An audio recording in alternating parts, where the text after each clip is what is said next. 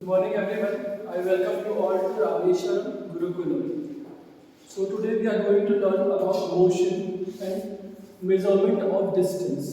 So let us begin our today's class. सबसे पहले हम ये जानेंगे कि मूवमेंट कैसे होती है, मूवमेंट मतलब क्या होता है, व्हाट इज मूवमेंट। तो जो हम सबसे छोटी क्लास में सीखते हैं कि मूवमेंट का मतलब होता है एक जगह से दूसरी जगह पे जाना, moving from one place to another place. वो हमारे कई मीन्स ऑफ ट्रांसपोर्ट से भी होता है, लेकिन अगर हम प्री हिस्टोरिक टाइम की बात करें तो पहले के लोग कैसे अपने फुट के थ्रू ट्रैवल करते थे। अगर किसी को कहीं भी जाना होता था तो अपने पैर से चल के खुद जाते थे। क्यों? क्योंकि उस टाइम पे कोई मीन्स ऑफ ट्रांसपोर्ट हमारे पास नहीं थी। फिर धीरे धीरे लोगों ने व्हील्स डेवलप किए। जब व्हील्स डेवलप हुआ तो लोगों ने उसमें फिर काटे एनिमल्स लगा दिए लाइक हॉर्सेज एंड ऑक्सेस, जिसके थ्रू लोग खुद भी चलते थे, जाते थे कहीं पे और अपने लोड्स को भी कैरी करते थे।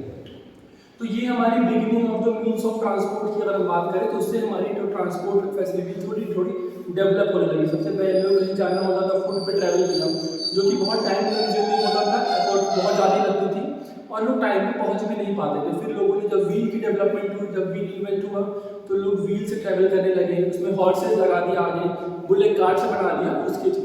तो वो भी एक बहुत टाइम कंज्यूमिंग मेथड है, जिससे जब कहीं भी अगर आपको जाना है तो बहुत टाइम लगते हैं जाने के लिए। फिर धीरे धीरे हमारे व्हीकल जो कि डेवलप होने लगे। तो सबसे पहले हम स्टोरी ऑफ ट्रांसपोर्ट के बारे में सीखेंगे। स्टोरी ऑफ ट्रांसपोर्ट क्या होता है। In prehistoric time all human needs to have means of transport, therefore they had to go somewhere to use the move around on foot. लोगों के पास जब कोई ट्रांसपोर्ट नहीं होता था तो लोग अपने फुट का यूज करते जाते थे। Later they use animals to move from one place to another place, और उसके बाद लोग एनिमल्स के हेल्प से, लेकिन एनिमल्स के आप साथ ज़्यादा लोड कैरी नहीं कर सकते क्योंकि उनको ऊपर उतना भी बॉडी नहीं हम ला सकते। ठीक है, तो उसके बाद फिर व्हील का इन्वेंशन हुआ। फिर लोगों ने एनिमल्स के साथ, हॉर्सेस के साथ, ऑक्शंस के साथ कार्ट्स लगा दिए, उसको हम बुलेट कार्ट बोलते हैं। Invention of wheel made a great change in means of transport. जो व्हील का इन्वेंशन हुआ उसके बाद जो ट्रांसपोर्ट का था उसमें एक बहुत वास्ट चेंज आया। Wheel were employed in the carts and carriers. Wheel को हम कार्ट्स के फॉर्म में, कैरियर्स के फॉर्म में यूज करते थे कि हम किसी भी एनिमल्स के पीछे अगर कार्ट लगा दिया तो हमारे साथ इंसानों के साथ साथ वो लोड्स को भी कैरी, जो हमारे कोई भी ऑब्जेक्ट है, कोई थिंग्स है, एक जगह से दूसरी जगह जाने में हेल्प करते थे। The carriages which were driven by the horses, camel, oxen and so on, it continued till 1800 AD। और ये 1800 AD तक, जब तक हमारे व्हील्स की हेल्प से हम कैरियज करते थे, वो हमारा कंटिन्यूड हुआ। During the beginning of 19th century, human designed a steam engine which was followed by the automobile and motorized vehicles। हमारी जब 19th सेंचुरी की बिगिनिंग हुई तब हमारे कुछ साइंटिस्ट ने स्टीम इंजन की हेल्प की और उसके बाद जो हमारे मोटर व्हीकल्स हैं उसमें बहुत चेंजेस आए। अब हम जानेंगे कि डिस्टेंस क्या होता है। अगर आपको कहीं भी जाना है, सपोज कि अगर आपको गाजीपुर से वाराणसी जाना है तो हमें ये पता होना चाहिए कि हमें कितना डिस्टेंस जाना है, हमें कितना टाइम लगेगा। तो इसलिए हमें ये जानना बहुत जरूरी हो जाता है कि डिस्टेंस क्या होता है। How far an object travel is the distance. कोई भी ऑब्जेक्ट या कोई भी इंसान, लिविंग बीइंग्स जितना ट्रैवल करता है उसको ही हम बोलते हैं डिस्टेंस। सपोज करें कि अगर हमको गाजीपुर से वाराणसी जाना है तो डिस्टेंस इज 70 किलोमीटर। तो अगर हमें ये पता है कि 70 किलोमीटर है तो उस हिसाब से हम अपनी स्पीड को या फिर हम जैसे भी जा रहे हैं वो हम कैलकुलेट कर सकते हैं। लेकिन अगर हमको नहीं पता होगा कि कितना डिस्टेंस है तो हमें टाइम लग सकता है। सपोज अगर हमें रूट की प्रॉब्लम है तो वो दिक्कत हमारे आ सकती है। आजकल सबसे ज़्यादा इंपॉर्टेंट क्या हेल्प करता है हमको कहीं भी ट्रैवल करना है तो हम जीपीएस सिस्टम की बात करें, जो आजकल स्मार्टफोन में एक फैसिलिटी देती है जीपीएस सिस्टम, जिससे अगर हम कहीं पे भी हैं तो हम कहीं भी उसके हेल्प से बिल्कुल एग्जैक्ट लोकेशन हम पता करके वहाँ पे जा सकते हैं। The GPS system introduced these days accurately measure the distance from one place to another place। जो GPS सिस्टम है वो हमें बिल्कुल एग्जैक्ट लोकेशन बताता है। अगर कहीं भी हो उसके हेल्प से या गूगल मैप के हेल्प से आप वहाँ पे जा सकते हैं। अब हम सीखेंगे कि पहले ज़माने में जो अर्ली प्री हिस्टोरिक टाइम था उस समय पे लोग कैसे किसी चीज़ को मेजर करते थे। हमारे पास स्केल की इन्वेंशन नहीं हुए थे, मेजरिंग टेप्स की इन्वेंशन नहीं हुई थी। उसके पहले सबसे पहला आता है हैंड स्पैन। हैंड स्पैन क्या होता है, हम अपने हाथ से जो कैलकुलेट करते हैं। सपोज कि ये हमारे हाथ का इस पॉइंट से इस पॉइंट का जो डिस्टेंस है इसको हम बोलते हैं hand span. Second is cubit. Cubit क्या होता है, ये हमारा यहाँ से डिस्टेंस और यहाँ तक, इसको हम क्यूबिट बोलते हैं, hand span. Third is foot span. Foot span हम लेग से जो कैलकुलेट करते हैं हम बोलते हैं 1 कदम हुआ, 2 कदम हुआ। या फिर हम स्ट्रिंग्स की रस्सियों की हेल्प से हमें कोई चीज़ कैलकुलेट करना है तो उसको हम उससे कर सकते हैं। सपोज कि अगर हमें इस बुक को कैलकुलेट करना है तो अगर हमारे पास स्केल नहीं है तो हम क्या कैलकुलेट करेंगे, हमने एक यहाँ रखा और एक यहाँ रखा, तो हमने ये पता किया कि हमारे इतना हैंड स्पेन आ रहा है और उसके बाद हमारे 3-4 फिंगर्स आ रहे हैं।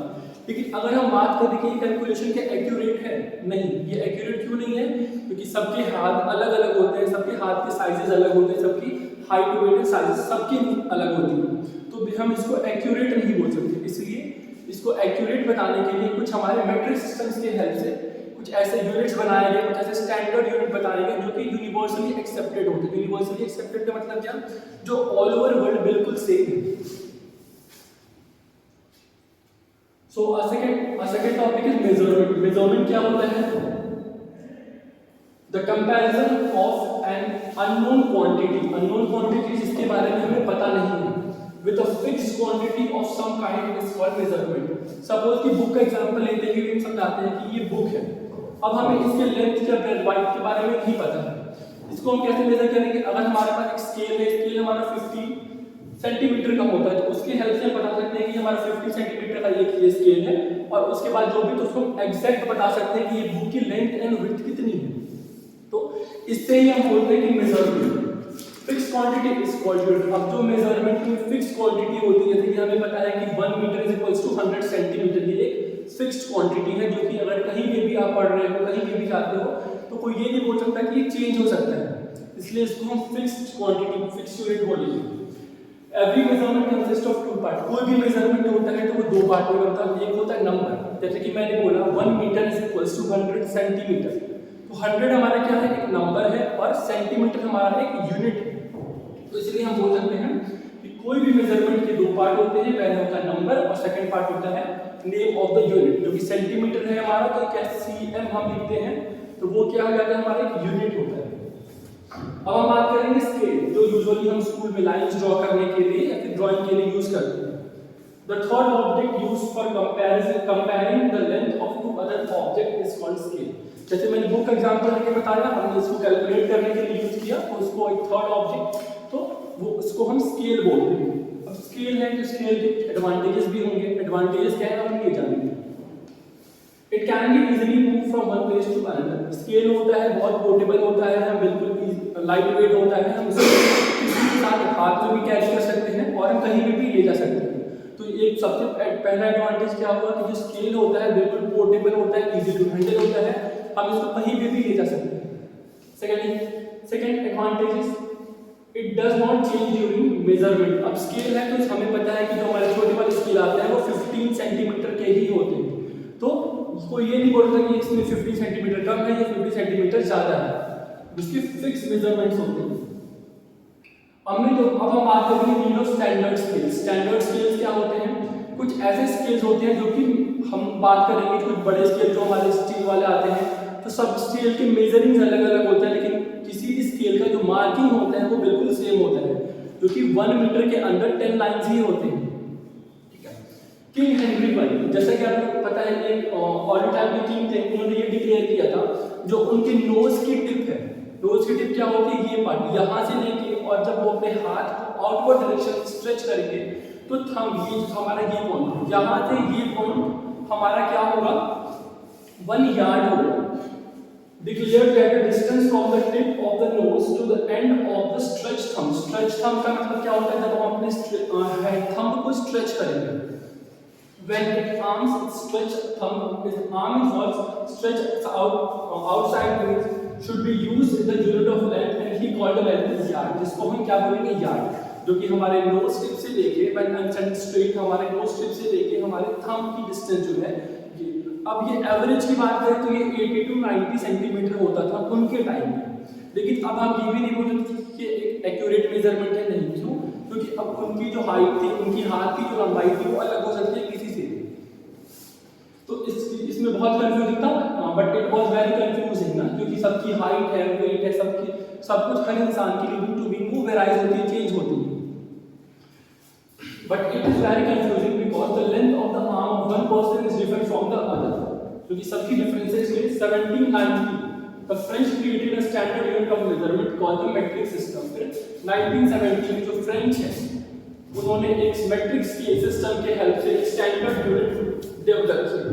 अब स्टैंडर्ड यूनिट्स क्या होती हैं हम ये जानेंगे। स्टैंडर्ड यूनिट ऑफ लेंथ, जैसे कि हम कुछ भी मेजर करते हैं, सपोज ये कोई लिक्विड ऑब्जेक्ट है तो उसको हम लीटर्स में मेजर करते हैं, कोई मास है तो उसको हम वेटेज है तो उसको हम कहते हैं किलोग्राम्स में वेट करते हैं, हम टाइम को कैसे मेजर करते हैं, मिनट्स में, आवर्स एंड सेकंड्स में। तो हर चीज का एक स्टैंडर्ड यूनिट ऑफ लेंथ होता है। सपोज कि हम बात करें स्टैंडर्ड यूनिट ऑफ लेंथ क्या होता है, a unit which is acceptable to the majority of people as a basic unit of measurement is called standard unit।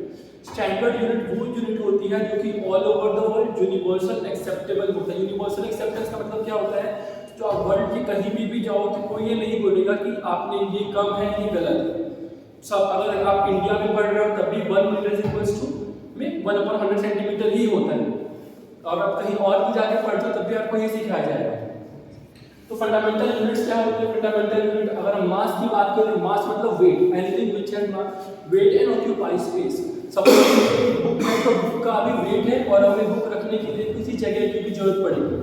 तो मास का फंडामेंटल यूनिट है हमारा मीटर, लेंथ का है किलोग्राम अगर हमको कहीं डिस्टेंस कवर करना है तो हमारा, और टाइम का हमारा सेकंड होता है जिसको हम कन्वर्जन से हम सेकंड्स को मिनट्स में एंड आवर्स में भी कन्वर्ट कर सकते हैं, क्योंकि हमारे फॉर्मूला मैथ में हम लोग पढ़ते ही हैं। The international system of unit of SI unit have been accepted all over the world as the standard unit of measurement. अब कुछ फंडामेंटल जो कि हमने यूनिट्स के बारे में जाना था, तो वैसे ही कुछ एसआई यूनिट होता है। एसआई यूनिट का मतलब क्या होता है, स्टैंडर्ड यूनिट। 1 मीटर हमें पता है कि 1 मीटर में 100 सेंटीमीटर होते हैं, 1 किलोग्राम्स में 1000 ग्राम्स होते हैं, एंड 1 सेकेंड्स की अगर हम बात करें तो 1/60 मिनट्स होते हैं। अब इसको हम वेरियस वे में चेंज भी कर सकते हैं।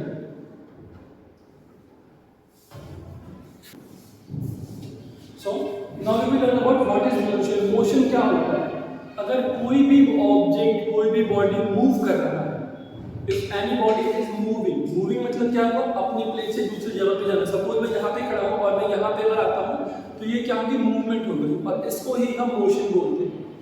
तो अब हमें यहाँ एक तो मोशन होता है मूवमेंट जिसको हम बोलेंगे, और एक होता है हमारा रेस्ट। तो हम जानेंगे मोशन क्या होता है। A body is said to be in motion when it changes its position with respect to time. एक बॉडी को हम मोशन में तब बोलेंगे जब वो टाइम के साथ अपने पोजीशन को चेंज करते हैं। For example I am standing here, मैं यहाँ से यहाँ पे आता हूँ तो मैंने अपनी क्या पोजीशन को चेंज की विद टाइम, और उसी का अपोजिट होता है rest. A body is said to be in rest when it does not change its position with respect to time। अगर कोई बॉडी है, सपोज कि मैंने बुक को यहाँ रखा और ये बुक में कोई मूवमेंट नहीं है, बिल्कुल ये बुक बिल्कुल स्टिल है, तो हम क्या बोलेंगे, this book is in rest. तो मोशन और रेस्ट में क्या डिफरेंसेस है, मोशन में बॉडी मूव करती है टाइम के साथ, और रेस्ट में बॉडी जो होती है मूव नहीं करती, बिल्कुल फॉर्मली स्ट्रॉन्ग रहती है। अगर हम एग्जांपल लेते हैं मोशन की, suppose a moving car. Moving car मतलब क्या होगा, जो कार मूव कर रही है तो उसको हम क्या बोलेंगे, एक कार जो मूविंग कार है एक मोशन में है। और ट्री की पोजीशन है, ट्री बिल्कुल फॉर्मली एक जगह पे होती है, ट्री में मूवमेंट नहीं होती, तो इसलिए हम बोलेंगे ट्री क्या है, एक रेस्ट पोजीशन में। मोशन हो गया। Second topic is types of motion, कि मोशन की कितनी टाइप्स होती है। अगर हम बेसिकली बात करें तो आपकी क्लास में 8 टाइप्स ऑफ मोशन के बारे में बताया गया है। 8 टाइप ऑफ मोशन क्या क्या होते हैं। सबसे पहला मोशन हमारा होता है ट्रांसलेटरी मोशंस। ट्रांसलेटरी मोशन क्या होता है, हम ये जानेंगे। The motion in which all the particles of the body move through the same distance in the same time is called translatory motion. Suppose करें कि एक कार है, मूविंग कार। कार क्या होती है, वो स्ट्रेट भी चलती है ना, और ट्रेन की अगर हम बात करें तो ट्रेन भी बिल्कुल स्ट्रेट चलते हैं, उसको हम क्या बोलेंगे, ट्रांसलेटरी मोशंस। अब ट्रांसलेटरी मोशन के 2 टाइप्स आते हैं, कौन से, rectilinear motion and curvilinear motions. Rectilinear motion क्या होता है, when a body moves along a straight line the motion described by the body. अगर कोई भी बॉडी बिल्कुल स्ट्रेट लाइन में चल रही है, अब एक ट्रेन की अगर हम बात करें तो ट्रेन बिल्कुल स्ट्रेट लाइन में चलती है, ऐसा नहीं ट्रेन जिगजैग चलती है, नहीं, ट्रेन बिल्कुल स्ट्रेट लाइन में चलती है। तो अगर कोई भी बॉडी है स्ट्रेट लाइन में चल रही है तो उसको हम बोलते हैं रेक्टिलिनियर मोशन। और कर्वीलिनियर मोशन में क्या होता है, कर्वीलिनियर में कोई बॉडी कर्व चलती है। When a body moves along in curved line, the motion described by the body is called curvilinear motions. For example अगर हम एक बॉल को ऐसे फेंकें, बास्केटबॉल कोर्ट में हम बॉल को ऐसे फेंकते हैं तो वो क्या एक कर्व होके जाती है। लेकिन अगर हम ट्रेन की बात करें, ट्रेन बिल्कुल स्ट्रेट चलती है, जब कोई लाइन स्ट्रेट में चलती है तो उसको हम रेक्टिलिनियर मोशन बोलेंगे, और अगर कोई कर्व रोटेशन में चल रही है तो उसको हम कर्वीलिनियर मोशन बोलेंगे। अच्छा, ट्रेन में हमने बोला कि स्ट्रेट चलती है ट्रेन, लेकिन कहीं कहीं पे जो रेलवे ट्रैक्स होते हैं कर्व भी होते हैं। तो अगर कोई रेलवे ट्रैक कर्व है, वहां पे कर्व लाइन चल रही है तो उसको हम कर्वीलिनियर मोशन भी बोलेंगे। Second type of motion is circular motion और रोटेटरी मोशन। सर्कुलर मोशन आप लोगों को पता है, सर्कुलर मोशन कैसे वर्क कर रहा है, सर्कल से, सर्कल मतलब गोला। A motion is motion in which a body moves about a fixed axis without changing its position. अगर कोई भी बॉडी अपने फिक्स एक्सिस से मूव किए बिना मूव कर रही है अपने पार्ट्स को, उसको हम बोलेंगे रोटेटरी मोशन और circular motion. Example ceiling fan की अगर हम बात करें, जो आपके घरों में फैन होते हैं, तो फैन बिल्कुल एक जगह पे अटैच होता है, लेकिन उसके विंग्स जो है वो मूव करते हैं सर्कल में, इसलिए हम बोलते हैं कि वो सर्कुलर मोशन का एग्जांपल है। पॉटर्स व्हील, अगर आप लोगों ने देखा होगा, पॉटर्स व्हील क्या होते हैं, जो कुम्हार होते हैं वो जो मिट्टी के बर्तन बनाते हैं या फिर हमारे पॉट्स बनाते हैं, तो उनके जो रोटेटरी व्हील्स होते हैं पॉटर्स के पास, वो भी हमारा सर्कुलर या रोटेटरी मोशन दिखाता है। Third type of motion is oscillatory motion. Oscillatory motion क्या होते हैं, when some object move as a whole. कोई भी ऑब्जेक्ट अगर ऐसा है जो कि पूरा घूम रहा है ना, स्ट्रेट लाइन में, वो कैसे भी अगर पूरी बॉडी मूव कर रही है, टू एंड फोर और बैक एंड फोर, आगे पीछे जा रही है फिर पीछे से आगे आ रही है। अगर हम एक पेंडुलम की बात करें, पेंडुलम क्या होता है, एक ऐसा इंस्ट्रूमेंट होता है जो कि हमारे, अगर हम पेंडुलम को यहाँ पे छोड़े तो इधर आएगी और फिर उसके बाद इधर जाएगी, फिर वही चीज को रिपीट करते हैं, तो उसको हम क्या बोलेंगे, oscillatory motion. Some object move as a whole to and fro and back and forth along the same path without any changes in shape and the motion in the object is called oscillatory motion। अगर उसका कोई shape change नहीं हो रहा है, movement हो रही है, मूवमेंट पॉसिबल है, उसको हम बोलते हैं oscillatory motion। Example, a boy on a swing, अगर हम झूले की बात करें तो झूले पे हम क्या करते हैं, आगे जाते हैं पीछे जाते हैं, टू एंड फोर मोशन हो रहा है, तो उसको हम बोलेंगे oscillatory motions। Fourth type of motion vibratory motion. आप लोग ने अगर गिटार देखा होगा, वायलिन देखा होगा, उसमें जो वायर्स होते हैं उसको आप अगर मूव करोगे तो वो मूव करेगा, फिर अपने पोजीशन पे आगे रुक जाता है, जिससे हमारी ट्यून जनरेट होती है। It is a kind of oscillatory motions in which the moving object undergoes changes the shape and size. उसमें क्या होता है, हमारा जो वाइब्रेटरी मोशन भी एक ऑस्किलेटरी मोशन ही होता है, जिसमें क्या होता है, एक ऑब्जेक्ट जो है कि अगर हम गिटार की बात करते हैं तो गिटार में क्या होता है, अगर उसके स्ट्रिंग्स को हम स्ट्रेच करेंगे या फिर जो इंस्ट्रूमेंट पे आने वाला होता है तो वो क्या अपने पोजीशन से मूव करेंगे, फिर वो अपने पोजीशन पे आ जाएगा, तो वो एग्जांपल होता है हमारा वाइब्रेटरी मोशन का। हमारा fifth types of motion, periodic motion. A motion which repeats itself after the fixed interval is said to be periodic motion। कोई भी मोशन अगर बॉडी कर रहा है और वो फिक्स इंटरवल के बाद कर रहा है, सपोज कि क्लॉक की बात करते हैं, हम घड़ी की बात करते हैं जो अपने घर में होती है, वो क्या होती है, 12 से स्टार्ट होगी, फिर 12 पे आके रुक जाती है, फिर मूव करेगी तो वो एक पॉइंट से स्टार्ट होगा, फिर उसी पॉइंट पे आके रुकता है। उससे हमारा जो टाइम है, हम ये भी बोल सकते हैं कि जो हमारा 12 से स्टार्ट हुआ 12 में आने में उसको कोई और टाइम लगेगा ना, तो इस वन आवर में वो कंप्लीट करता है मिनट वाली जो स्प्रिंग होती है, तो वो हमारी क्या दिखाते हैं, periodic motions. Six type of motion is non periodic motion. अब नॉन पीरियोडिक मोशन क्या होते हैं, a motion which does not repeat itself after regular interval. कोई भी ऐसा मोशन है जो खुद को रिपीट इतने टाइम में नहीं करता है। क्लॉक में क्या है, क्लॉक अगर हम मिनट वाली सुई की बात करते हैं तो मिनट वाली सुई 12 से जब स्टार्ट होती है तो 1 2 3 4 करते करते वो 12 पे आके 1 घंटे के अंदर 60 मिनट्स के अंदर रुक जाती है, तो वो हमारा पीरियोडिक मोशन था। अब नॉन पीरियोडिक मोशन उसका ठीक अपोजिट होता है, जिसमें कि वो मोशन तो हो रहा है लेकिन जो हमारी टाइम है वो फिक्स इंटरवल पे नहीं पहुंचती है। तो इसी एग्जांपल की बात करें हम, तो अगर हम कार, सपोज की कार से अब कोई जाता है, कार से एक 60 मिनट्स ट्रैवल करता है 1 घंटे में, अब 1 आवर ट्रैवल करता है, लेकिन अगर कोई है 60 मिनट को 1.5 आवर में ट्रैवल करता है, तो ये क्या पीरियोडिक मोशन है, ठीक है। 7 type of motion is uniform motion. अब यूनिफॉर्म मोशन क्या होता है, when a body cover equal distance in equal interval of time and along the same line. कोई भी मूविंग बॉडी है, अगर वो इक्वल डिस्टेंस, सपोज कि अगर इक्वल डिस्टेंस की बात करें तो वो एक जगह से दूसरी जगह जा रहा है, सपोज कि 60, अब हमारा गाजीपुर से वाराणसी का डिस्टेंस 70 किलोमीटर है, तो तुम अगर कोई भी बॉडी 1 घंटा, अगर कोई भी कार से जाते हो आप और अगर 1 आवर में आप पहुंच रहे हो 70 किलोमीटर ना, तो एक यूनिफॉर्म मोशन स्ट्रेट लाइन आप जा रहे हो। When a body cover equal distance ना, equal distance मतलब कि क्या है, अगर 2 कार एक साथ चल रही हैं और दोनों कार में क्या है 1 आवर में वाराणसी पहुंच जाते हैं और बिल्कुल स्ट्रेट लाइन में जाते हैं, उसको हम यूनिफॉर्म मोशन बोलेंगे। और नॉन यूनिफॉर्म मोशन क्या होता है, ठीक उसका opposite, when a body cover unequal distance in equal interval of time along the same straight line। तो कोई भी बॉडी इक्वल, हमारा डिस्टेंस तो अनइक्वल हो जाता है लेकिन टाइम हमारा इक्वल है, तो फिर हमारा वो बॉडी को हम बोलेंगे non uniform motions. So I hope you all get my points. So thank you.